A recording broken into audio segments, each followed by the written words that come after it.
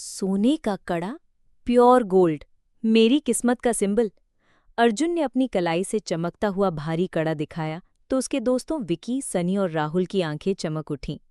अर्जुन का 18वां जन्मदिन था। माँ बाप टूर पर थे, घर खाली था और पूरी पार्टी उसकी थी। दोस्तों ने खूब खाया पिया, नाचा और फिर जब सब थक गए तो अर्जुन छत पर टहलने चला गया, अकेले में थोड़ी देर हवा खाने। नीचे कमरे में तीनों दोस्त धीरे धीरे फुसफुसा रहे थे। भाई, वो कड़ा देख रहे हो, लाखों का होगा।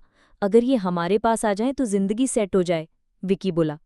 चोरी से नहीं मिलेगा, काटना पड़ेगा, हाथ ही काट दो। सनी की आवाज में दरिंदगी थी। रात के 11:15 बजे थे। छत पर झूले में बैठा अर्जुन तारों को देख रहा था। तभी पीछे से किसी ने उसका मुंह दबाया। एक ने रस्सी बांधी और तीसरे ने चाकू से हाथ काट दिया। दर्द से कराहते अर्जुन ने बस एक बार कहा, क्यों? लेकिन जवाब किसी ने नहीं दिया। तीनों दोस्तों ने उसका हाथ काटकर कड़ा निकाला और उसकी लाश को नदी में फेंक दिया। तीनों दोस्त घर लौटे, खून धोया, कपड़े जलाए। कड़ा अब विकी के पास था। उसी रात विकी को लगा किसी ने उसके कंधे पर हाथ रखा। पलटा तो कोई नहीं था, लेकिन उसके कान में कोई फुसफुसा रहा था, मेरा हिस्सा, मेरा हक। अगली सुबह सनी बाथरूम में था। जैसे ही आईना साफ हुआ, पीछों से कोई दिखा, आधा शरीर, सिर्फ एक हाथ। सनी चिल्लाया, भागा, मगर बाथरूम का दरवाज़ा अपने आप बंद हो गया। कुछ ही देर में उसकी चीखें बंद हो गईं। सुबह उसका शव मिला, गर्दन टूटी हुई और उसकी छाती पर खून से लिखा था, पहला हिसाब चुका। रात को राहुल के कमरे में तेज हवा चली। कमरे की लाइटें अपने आप बुझ गईं। दीवार पर परछाएं बनकर सिर्फ एक कटा हुआ हाथ दिखाई दिया। फिर उसके कानों में आवाज आई, तू भी था उसका दोस्त।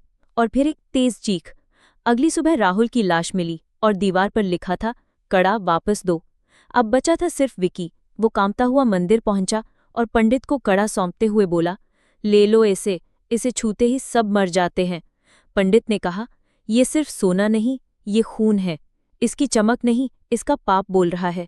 उस रात विकी ने खुद को कमरे में बंद किया, दीवार पर हनुमान चालीसा टांगी, अगरबत्तियां जलाईं और कड़ा तकिए के नीचे रखकर सो गया।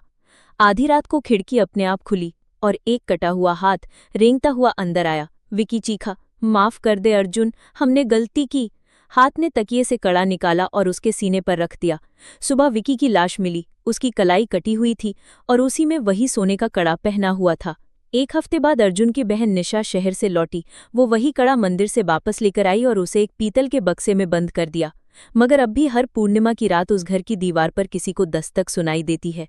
खिड़की के कोने में एक परछाई दिखती है, सिर्फ एक हाथ, जो किसी दिन पूरा शरीर बनकर वापस लौटेगा।